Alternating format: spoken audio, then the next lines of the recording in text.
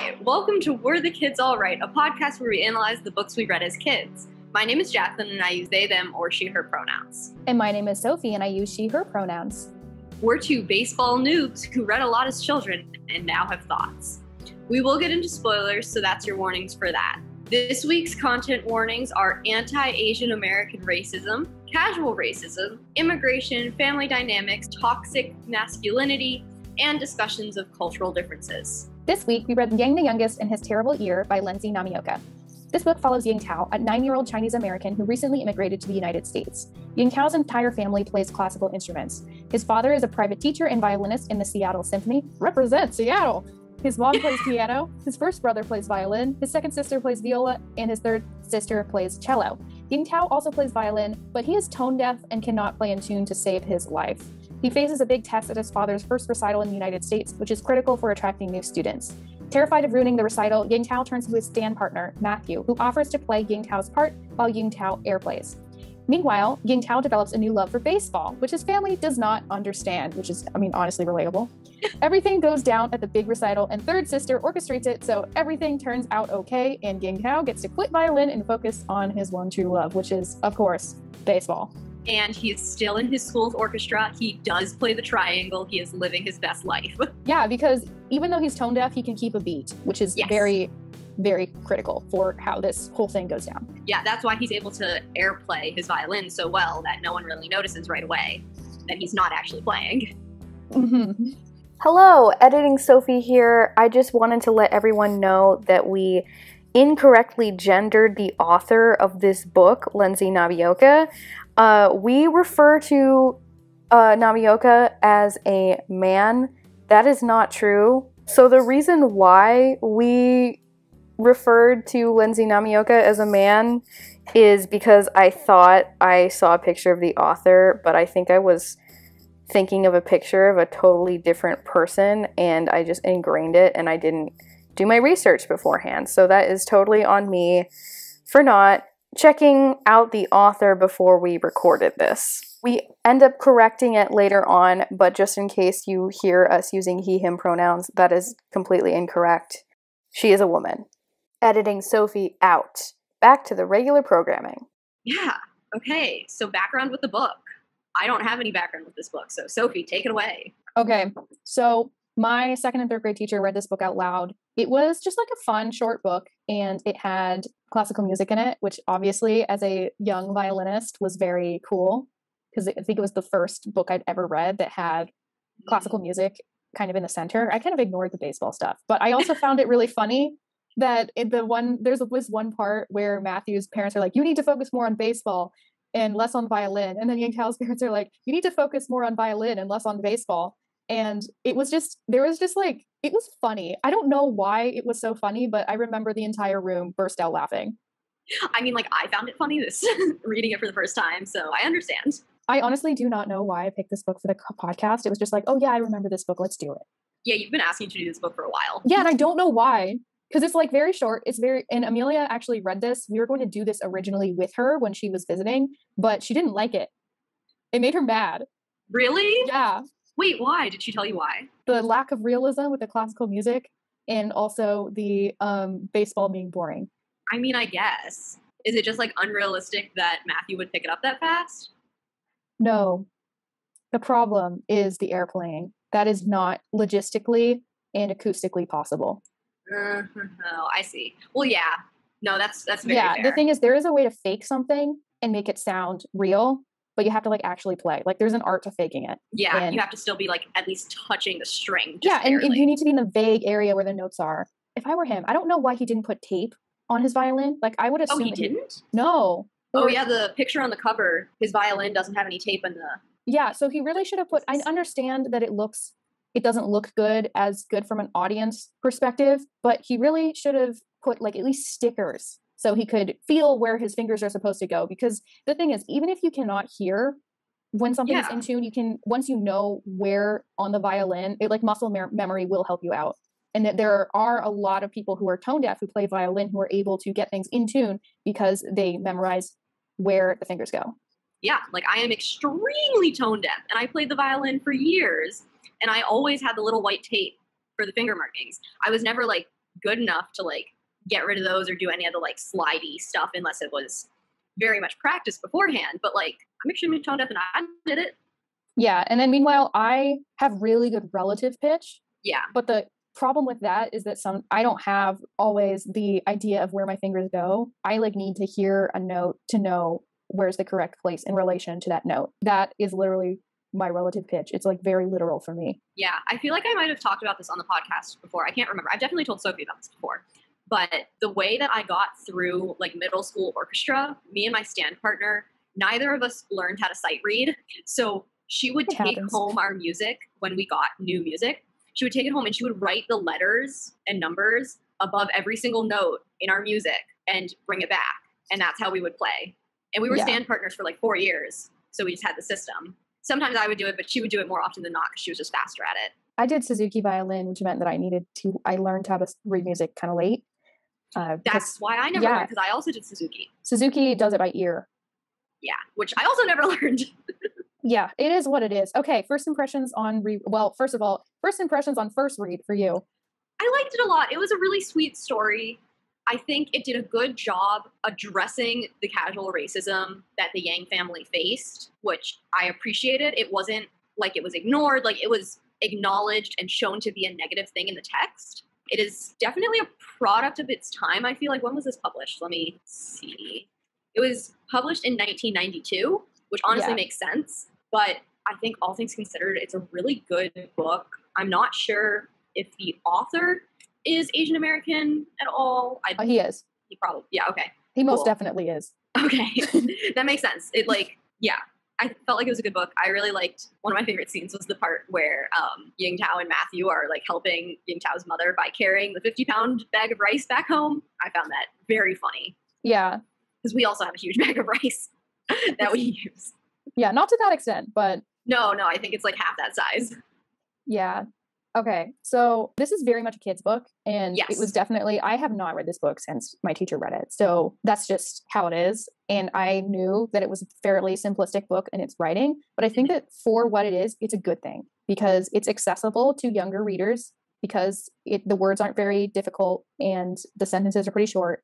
It's like a little introduction into immigration, sort of, and how that adjusting to a new country, language, in school is like. And I think that that is important as a book for kids. I really liked the parts where he described how he was like adapting to American schools by like being rougher and like not standing up when the teacher enters the room. Like, it's those little things that you don't necessarily think about if you don't live it, you know? Yeah. And I liked how it was showcased in a very like realistic, from the perspective of a child. It tackles immigration, but it's not about it's not all about immigration. It's not really about immigration at all. It's more about settling in. Yeah, well, that has to do with immigration, but true. It's not about the process. The whole thing about the father needing to get students and needing the recital to go well, that was probably something that I didn't fully grasp when I was younger. That was, he is literally starting over. Building a business from scratch, and he needs private students. And there is a certain prestige that comes with being in the Seattle Symphony. Like, if you have a teacher who's in the Seattle Symphony, like, you know that you are a big shot student. But for a new member of the Seattle Symphony, you still have to build that brand, and it is definitely going to be harder for someone who is not fluent in English. He's also not a full-time member of the symphony orchestra. He's what's it called, where if someone else is sick or absent, he takes over. And probably subs in for the really, really large orchestras like Mahler. Yeah. I'm sorry, I don't like Mahler. I have no idea what you're talking about. Nobody cares. It's okay. Well, I don't know how many classical music fans we have listening to this podcast. Who knows? Maybe someone will care. I also found it really interesting how Matthew's family is kind of going through similar stuff where like the dad just got laid off a couple months ago and they're having to kind of start over. And I liked how their situations were contrasted. Yeah. Neither situation was shown to be like better or worse or any of that stuff. Like, there was no hierarchy in it. It was just like showcasing the differences in like a plain presentation way. And even the stuff where like, I don't know, I feel like white American audiences could very clearly make fun of, like, even those parts were showcased just like as normal. Like the part where the fish are in the bathtub. Yeah. That was memorable. That part's fascinating. And I just the broccoli stalks. With the broccoli leaves, yeah. Yeah, and the tea bags. The tea bags, yeah, That- definitely. I've seen people do that. Some people just prefer loose leaf tea. Yeah. Though I do understand the convenience of tea bags. Yeah, as someone who drinks tea, it's definitely a process dealing with loose leaf tea, and I'm bad at it. I think it probably depends on what type of loose leaf you're doing. Oh, I know yeah. nothing about tea, just to Yeah, and they clarify. said something like, oh, you wait until the tea leaves sink to the bottom and then you know it's all the way steeped, which I do not consider when I am drinking loose leaf. I just full on go for it. Just probably not the way you're supposed to do it. You're doing it wrong, Sophie. You gotta learn from this book. I have learned my lesson now, and I will be more cognizant of how I drink my loose leaf tea. Maybe it'll taste better. They'll probably taste the same, to be real. It's like hard to get variation in how tea tastes. This is why I drink coffee. You are missing out, but whatever. I promise I'm okay. Okay. Yeah. I don't know. What else do you want to talk about with? Oh wait, what was your opinion on the reread of this book? Oh, It was simplistic and. oh yeah. Yeah, anything like else? it's definitely a children's book. I wouldn't reread it and I wouldn't recommend it to adults, but I Yeah. totally recommend it to kids. Like it's fun, especially kids in instrumental music who are just like starting out. I honestly think I would recommend it to adults who just want like an easy read where it's like a simplistic story. You can read it in an afternoon. I think it took me maybe an hour to read. It's like under 150 pages and the text is pretty large and there's illustrations. The If there's an illustrations are adult good. who hasn't, they're really pretty. If there's an adult who hasn't read it before, I would say if you want a fun thing to read, maybe give it a glance. I still think that it's not that interesting for adults. I liked it because it was cute, but I think that it's something you kind of have to read with purpose That's fair. and not it's just definitely for not fun. Yeah, it's definitely not the type of book that I would just like have picked up on my own if we weren't reading it for the podcast. Well, I would totally pick it up on my own if I was younger. I think the kids can absolutely and should read it for fun, but Yeah, in terms no, of I mean at adults- this age. oh yeah, no. Yeah. Okay, speaking of the illustrations. Okay, it was illustrated by a different person than the person who wrote it. Mhm. And just for anyone who's watching this on YouTube, because we have a YouTube channel and we're We recording do. this, so like watch the video and then you can see these illustrations. Can you see them? I can see them, and Okay. our viewers can see our faces. So if you don't like us being disembodied voices, you can watch us on YouTube. Just If look up "We're the Kids All Right" podcast, and then we'll be there. If We you have do like this us episode and being- Enna Burning. We're gonna try and do more. We're going to have to do more because we're going to be in different places next year. That's true. So more episodes will be there soon. We're going to But have both anyways. audio and video options. Yes. Anyways, I just wanted to point out that the shading is absolutely gorgeous. I really like the way that they draw Matthew with his curly hair. Mm-hmm. It's very interesting how, even though all of the photos are in black and white, you can tell that Matthew is white and the other characters are Asian. I see that as a positive, and I think it is a mark of a good artist if you can still tell a character Without is a stereotyping. Yes, exactly. I think it is a mark of a good artist if you can tell that a character is a character of color without the illustration being in color, you know? And I think these illustrations do a good job with that. Here's a cute little one of a violin and a baseball bat. Don't use a baseball bat to play the violin. That's not going to end well. That would end very poorly. Oh, this one is so funny. He's just slouching. You can get a hint of the characters' personalities from the photos, which is just fun. Yeah, here's Matthew's family when Ying Tao goes over to dinner with him. Oh, and here we see two little ladies being racist in the background. This is the broccoli leaf scene. Yeah, people are just where- like, what the heck are they doing with those broccoli leaves? But honestly, like, power to Ying Tao's mom for getting broccoli leaves for free and like using it to feed her family, and her family enjoys it. Power to her. If people aren't going to sell that part, she might as well use them. Makes me want to try broccoli leaves. It does not make me want to try it. Okay, Oh. well, you don't like leaves in general. That's true. You'd rather kill leaves No, leaves, they serve their purpose. in plants that you kill. Leave me alone. Oh, here's the scene at the recital where right there you can see Matthew looking all scared because the screen that was hiding him has just been knocked down by third sister, aka Mary. Mm-hmm. Love her for the way that she orchestrated this. Orchestrated. Oh, shut up. Okay, well, this is going to be very boring to people who For our are not audio watching on listeners. YouTube. Yeah. Well, subscribe to our YouTube channel. Okay, let's move on. Okay, just last one. Here's the baseball game at the end. Whoa. Okay, we can move on. There's just, I don't know. What else do you want to talk? Oh, wait. I want to point out in the picture that I just showed. Look at second sister and first brother. They're tapping their pencils. This was the cutest fucking shit.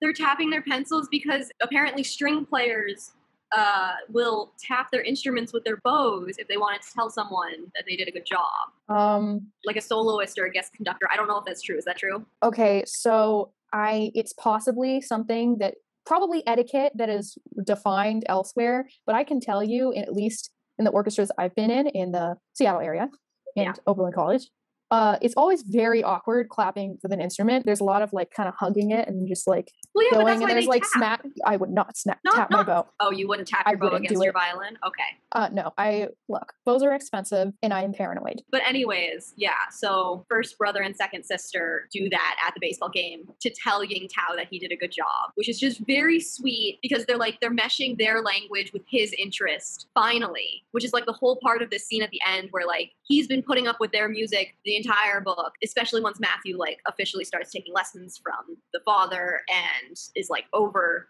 for like musical reasons more often. At the end, the family is like, okay, I guess we can go to one baseball game, see what you're doing these days. I really liked how everyone adjusted differently and all the family members are going through different things. Like second sister was really missing her friends in China and just missing China in general. And then first brother, I don't really know what first brother was doing, to be honest. He was wrapped up in his music. Yeah, this kid's going to music conservatory. There's no doubt about it. He better get a full ride or I will destroy whatever music conservatory he chooses to go to. Hey, Oberlin Conservatory, we got you a kid. Yes, he's good. And also teaching Matthew for free. That's really nice. And just taking the time because you can tell he loves music. Yeah, he loves it so much. He's a little mean to Ying Tao though, because he doesn't like understand how Ying Tao is not seeing and hearing what he's hearing. Okay, so this is what I wanted to get into. We've been talking about the positive aspects of the family. I want to talk about the way that they treat Ying Tao because it's not good. And it honestly hit a little close to home for me because when I was playing violin, I also wasn't very dedicated to it and I didn't like practicing, so I would never practice at home. And there were more than a couple of times when my dad would encourage me to practice more. So the times when his family was just like, oh, you just need to practice more, were a little to me. I related a lot. Especially because I was in a very similar situation, I guess, where I had another interest that I was really into. Dance was my thing. I did dance and violin for a very long time because my mother wanted me to do a musical instrument and something physical, and I liked dance better. Yeah, that makes sense. Yeah. Yeah. Also, with musical instruments, you need to be equipped with the tools with your teacher and everything to improve. And then to do that, you have to like actually want to and care. Yeah. Yeah, and like the way that my violin education worked, in elementary school, we had lessons during lunch and they were small, like 2 or 3 students with the teacher, and you would do that once a week. Since it was Suzuki, there was a Suzuki recital at the end of the year. I never made it very far. There were some kids who were on stage the entire time and I was off by like the 4th or 5th song. But then in middle school, that's when we had a school orchestra. And for that, you could do small group lessons if you wanted to, but most of it was just the orchestra meeting and it was a class. There wasn't a lot of one-on-one instruction.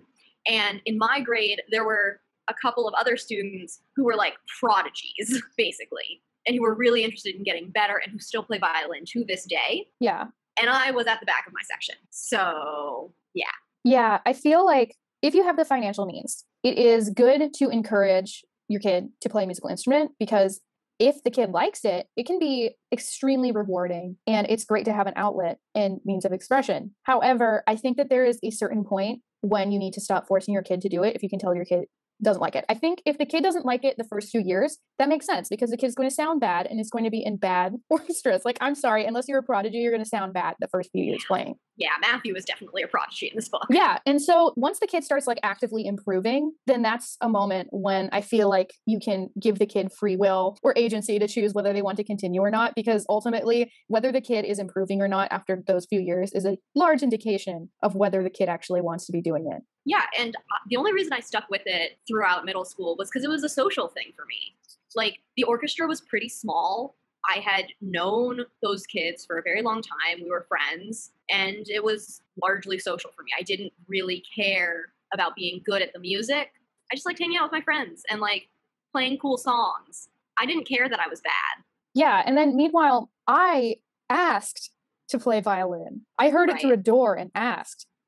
So it was love at first here. Even before I heard the violin, I was like, what's that? What's that? So it was very meaningful for me to learn how to play it. And I wouldn't say they improved that fast because it was Suzuki. So Suzuki, if you're in Suzuki too long, I'm sorry. It's really hard to improve quickly. If you go through those books in order, it just doesn't progress you fast enough. I don't even think I made it through halfway of the first book. Yeah, the first book's so long. Yeah, anyway, there was a period where I wanted to quit, but that was after 1 year where I was not good. So, of course, I wanted to quit because I wasn't sounding good. But then I think after one of my recitals, you actually saw the video for it. I wasn't good, but just think about that in comparison to how I must have been when I started. Like I did that and I was like, wow, I did this really hard piece for me and I did it and I didn't make that many mistakes and people are telling me that I'm good. Like, yeah, so I just wanted to keep going and I kept going and I loved orchestra and I'm still playing today, even though I'm just a casual musician. I just like playing. You're good. You're very good. Sophie keeps downplaying how good at violin she is, and she will continue to do that until the day she dies, I'm sure. You're no professional musician, but you're very good. Yeah. My parents loved having you in the house because they got to hear you play violin. They loved it. Okay, well, thank you for that. But the point is, I liked playing violin, so I continued it. But my sister, who played violin, stopped liking violin, so she was allowed to quit. And she quit. She played piano for a couple years, and then she switched to viola because she had that freedom to figure out what she wanted with music. And I will say, I think I probably did have that freedom. I just didn't explore it. There was a while where I tried to do chorus, was not good at it. Yeah, but if you didn't want to do it, then you didn't want to do it. Yeah, no, I always bring this up with my sister, and she hates that I bring it up all the time. But I very much was told that I had to do something musical and something physical throughout elementary and middle school. So I stuck with the things that I found because my parents are very much into the whole, like, you start something, so you got to finish it type of thing. Whereas for my sister, she jumped around a little bit more with musical stuff. And for a while, she was playing, I believe, clarinet, and then stopped doing that. She was in chorus for a little while. I have some very cute pictures of her in the middle school choir. And then she started playing piano, but then her piano teacher left and we were never able to find her another one. So there were a good couple of years where I was very bitter over the fact that she was not being forced to immediately find a new teacher. And I was like, I had to do this. Why doesn't she? It's younger sister privilege. Younger siblings have it a little bit easier sometimes with that sort of thing. Yeah. Also with Ying Tao's family. Yeah. With the Yangs. Ying Tao was the first kid who doesn't like playing violin. So they're going through this for the first time with him. And I can understand how that doesn't make sense because the other kids love it. And also, the parents. Here's another dynamic. They have a kid on each instrument for a string quartet. They end up using Matthew, but I mean, that's not the same. They had a kid for each part of the string quartet. And let's be real, you don't really need the second violin part. Always. Playing second violin sucks, and anyone who argues otherwise is lying to themselves. Okay. No shade, though. But no, you're definitely right. They are going through this for the first time. And we do kind of get this feeling that Ying Tao, since he's the fourth kid, he didn't have a choice about which instrument he played. Maybe he would have liked viola or cello more. But because the family already had one of each instrument, they needed another violinist. So he didn't even have the flexibility in instruments that his sisters had. Yeah, and he could have learned piano. Yeah. That's something true. Where it's not like a slide thing. The key you play is the sound you make. Yeah. Also with wind instruments, that's a situation where, you do have control over whether it's in tune or not, and it can sound so bad when it's out of tune. But there's still the built-in button. So if you learn to use their embouchure the right way, but also you have to care. And this is just not Ying Tao's game. Yeah. Yeah. Like his family is such a musical family. And I feel like it's not so much that he doesn't care about music, because I do kind of get the feeling that he cares about it, especially because it is so important to the rest of his family. I just think he has been told for his entire life that he isn't trying hard enough. Yeah. That he isn't practicing enough. And that is so demoralizing. Yeah. And I think he does care. This isn't where his talents lie. And that's okay. He can be an extremely good percussionist. Because it seems like he does like being part of an ensemble. Just like he doesn't like practicing alone. He doesn't like doing solos. And the pressure of playing with his family is a lot because he's being compared to them the entire time. And he knows he's the worst. Which is hard. I liked the parts where Matthew was kind of uncomfortable about how his family was critiquing him so much. I appreciated that because I think Ying Tao is very immune to it at this point. And he's just like, oh, this is normal. It's like, Yeah. no. Yeah, I mean, it is something that's more common in some families to varying degrees of whether it's problematic or not. I wouldn't say it's quite problematic, but I No. still take issue with the fact that they are constantly telling this kid that he's bad Yeah. and just needs to do better, which is not helpful. Yeah, because the thing is, like, if you're going to tell your kid all the time that they're bad and then not actually help them or give them other options, like, it's not productive. Yeah, okay, I think that's a good word. I think the point that Ying Tao is at with his family at the beginning of this book, it's not productive anymore. Third sister is the only one who believes that he's even trying at this Mhm. point. I think that that's the issue, is they don't recognize that he's trying. They don't see the effort. Yeah, because I Which, think that yeah. saying that he's bad is like one thing. If it's something that's in your family and it happens with the other kids for other things, and it's kind of like a joking thing Yeah, or like a blunt way of maybe that's how the family communicates, but then Yeah. not recognizing the effort. that was the part that I was like, ooh, this is a little close to home. And tone deafness is rough. I wouldn't know anything about it, but like I know Beethoven, who was like actually deaf. When he was conducting his Ninth Symphony, he had to have like an actual conductor, and then he was like conducting, kind of like watching, and doing it by your eye is not the same because there's a delay, and so he was still conducting when the last note went off, Yikes. but he still composed that piece, Right. which He knows I how think is everything amazing. sounds. Yeah, I don't look. Beethoven was not a good person, but he's But super impressive. an amazing musician. Yeah. Composer, whatever. Anything else that we need to talk about? You're saying this like we don't have anything to talk about. I don't know. I feel like I don't have a lot to say about this book. It was a fun read.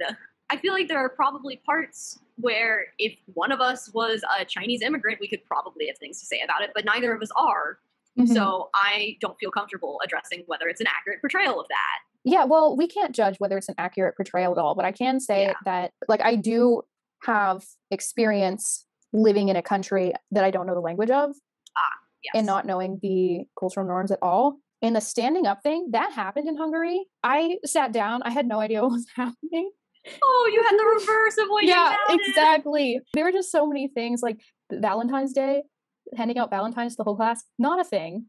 Oh, It was a thing in my that's just elementary sad. school. That's and a thing. You free candy. yeah, adjusting to all of that and also adjusting to how teachers kind of treated the kids was something. And I kind of only really had my sisters to like actually talk to because I was able to communicate and like I was friendly with people, but it was very difficult. So there was a lot of communication through actions.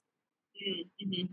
And then food, there are so many food things I did not understand. Ketchup on pizza, I'm sure that that's a thing that people do. Gross. Sugar on pasta, roasting Oh, pig that's fat, like that was new to me. And then other things were very weird to them, like root beer. Root beer is extremely weird. I understand. Yeah, root beer is weird. Root beer Yeah. is good and root beer floats, and that is it. Fight Yeah. me. And also the way that we do multiplication doesn't make that much sense. The Hungarians do it better. Okay. So yeah, there was a lot. It was really hard adjustment, and it was also very hard adjusting back. Mm. It took a couple years to fully acclimate to being an American preteen. Okay, so it sounds like your experience would be most similar to second sister's, because I think she's around the age that you were at. Or maybe third sister. Probably second sister, because I was also Yeah. I don't know. Yeah. Yeah, No, something like yeah. that. Which makes a lot of sense because being a preteen in general, a tween, if you will, It's a very hard. it's a tumultuous point in a person's life. Did I pronounce it right? Mhm. Yeah. So it's completely understandable that moving at that period would be Yeah. incredibly hard just by itself, but moving to Mhm. a different country with a different language also adds another layer to that. I mean, like I also moved when I was 6 years old. We moved halfway through first grade, which was like less than ideal, but you know, I was a kid, so it was pretty easy to adapt. Mhm. You know, I had my childhood angst about it, but Oh, of course. the school that I moved to had a school song that was like best school ever made. And I changed the words in my head to worst school ever made. And I Okay, just, your like, angst twisted about the this school move is song. legendary, and your parents have brought it up. Yeah, I know. I'm aware. Yeah. Look, there's a couple of things in my life where I have legendary angst around it, and I will never let it go. Yeah, just like with Hungary. Yeah, my dad was teaching English as a second language, but UK English, because they learn Odd. UK English. So he was Okay. like having to learn UK English at the same time. So he's teaching that. And he's also used to teaching English lit. So Right. Yeah, not the Yeah. English language. Yeah, so that was weird. And I had a violin teacher who spoke a little bit of English, but not that much.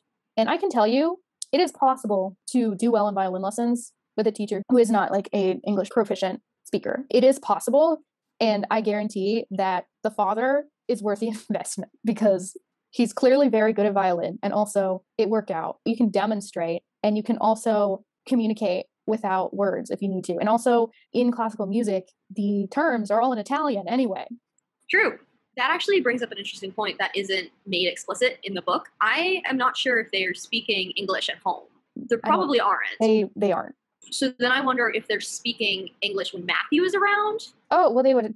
It's not like Maybe. Matthew knows Chinese. They're probably doing a little, like they're conversing, like having like a side conversation in Chinese to like check Gotcha. out something, and then like turning back to English. But that makes sense. Yeah, no, just because by the end of the book, the parts where father and mother are like talking to other parents after the recital, I mean, they don't have that many lines, but they seem fairly proficient in English. Like they picked it up pretty fast. I mean, yeah, I mean, they've been learning. I know at the beginning of the book, or some point in the book, they talk about how the father has a strong Chinese accent. It's very likely that both the mother and the father have picked up a fair amount of English, but still have very strong accents, which could be just like an added barrier. That's also something that once you get to know someone, and figure out how they communicate, you can like understand.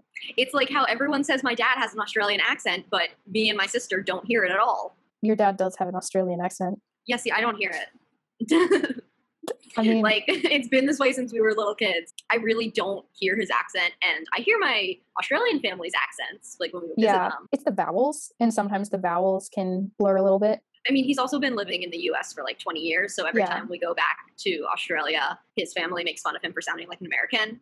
He has a very mixed accent at this point, which I find hilarious. Every once in a while when he meets a new person, there'll be someone who like can't understand him. He has to repeat himself, but it doesn't happen very often. I hope that this family likes where they are. Seattle can be, yeah, you know, it can be what it is. I can't really tell when this is taking place, to be honest, because the author is very, I don't want to say old, but yeah, he's very old. He was born in like 1945 or something. So I cannot tell when it's taking place. I assume that it's, I don't know, like 60s, 70s, something. Also because there's some gender roles too, with like the girls babysitting and being like, oh yeah, you can make money babysitting. Oh, and the term sissy being used as a negative. Yeah, so it gave off, and also just baseball being more of a phenomenon that kids were. Baseball is our national sport. So I'm pretty sure Matthew's father like says something like that at one point.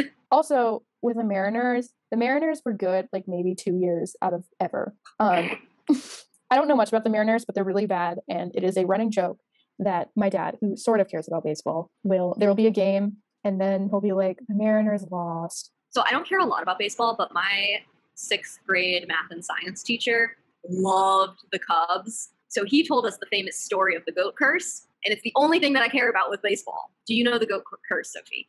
No. Good. Okay. So basically what happened is way back in the day, this man tried to bring his goat to a Cubs game. They wouldn't let him bring his goat in. So he cursed the Cubs. And ever since then, they weren't able to win unless a goat was allowed into the stadium. And I think 5 or 6 years back, the curse was finally broken. And they've been doing slightly better, I think, since then, which is awesome. So I don't care about baseball, but I do care a lot about the goat curse. We love a good goat curse. I know, right? Yeah. It's iconic. Like, just let the goat in. Yeah. Yeah, the curse has been broken. So I'm kind of wondering how soon after the Japanese internment this book takes place. I mean, World War II. Yeah, something that I was thinking about. Because that's like the darkest part of Seattle's history. Well, not the darkest.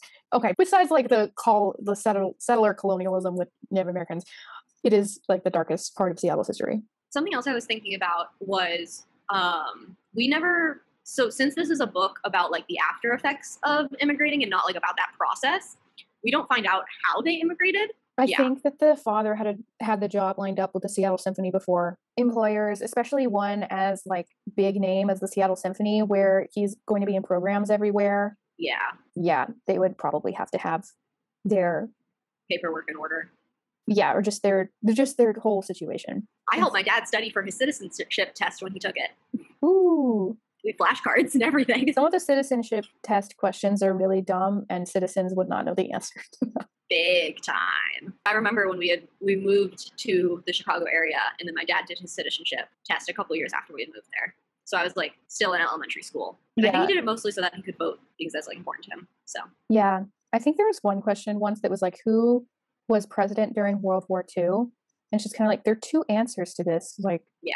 What? It's Truman and FDR. Luckily, it was multiple choice and they didn't have Truman on there. But still, there are two answers. Also, sometimes people think of FDR as FDR and don't realize that his name is Franklin Roosevelt. Yikes.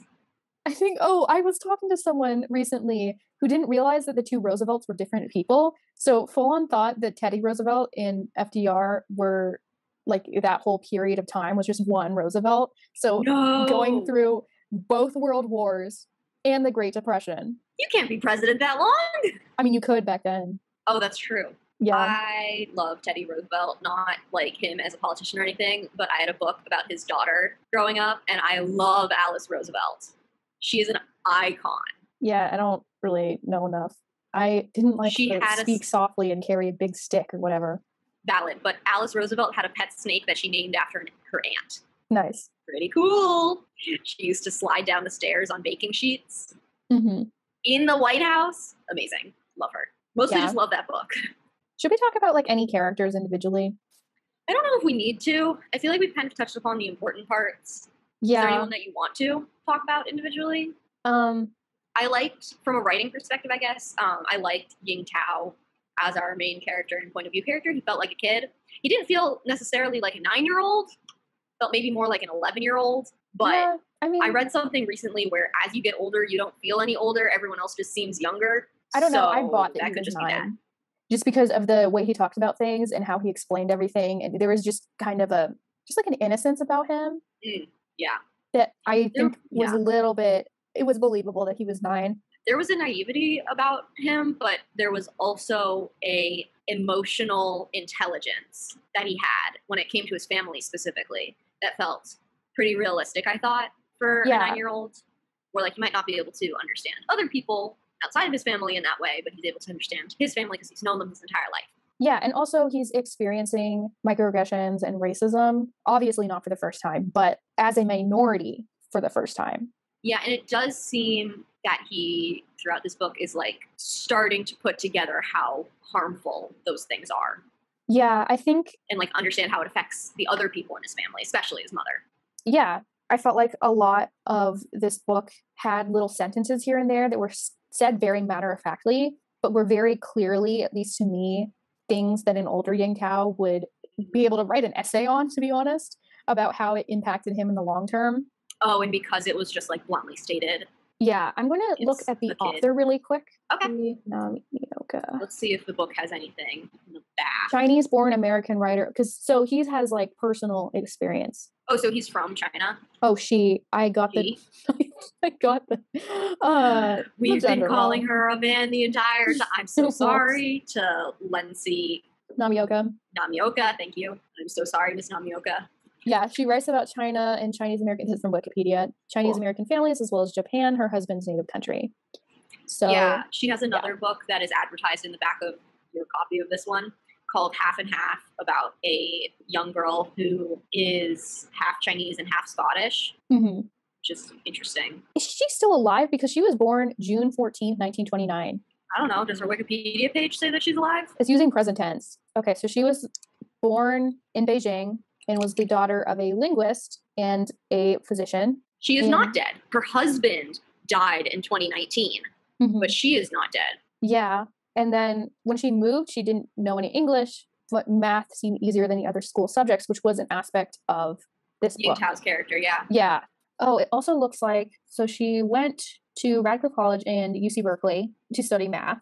And then she met her husband, who was a Japanese immigrant. Oh, interesting. Did everything in math. Then they moved to Seattle in 1964. Yeah, she must be really old. Well, whatever 2021 is minus 1929. Oh, that's the year Anne Frank was born. Seriously? Yeah.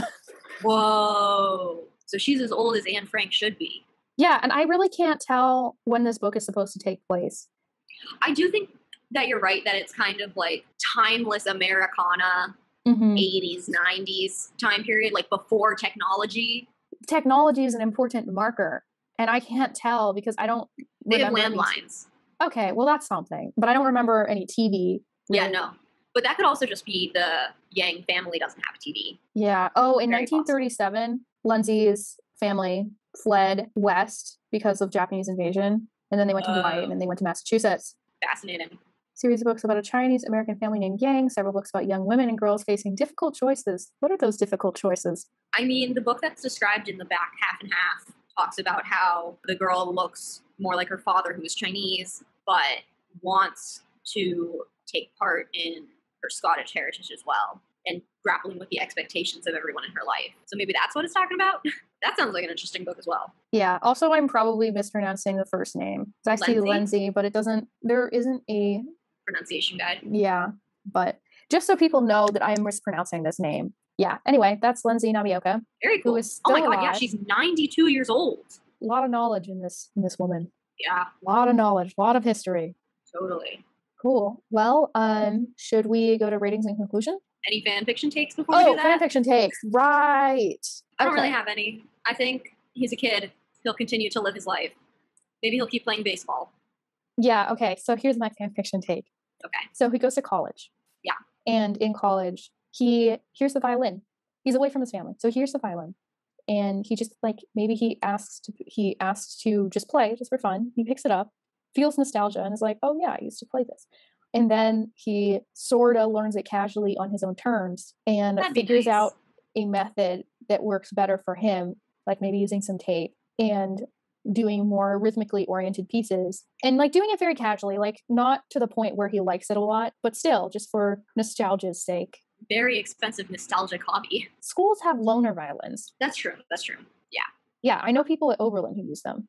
Oh, that's cool. I think Matthew keeps playing and his parents become more accepting, but he still spends a lot of time with the Yang family because he feels more comfortable with them when he plays his music.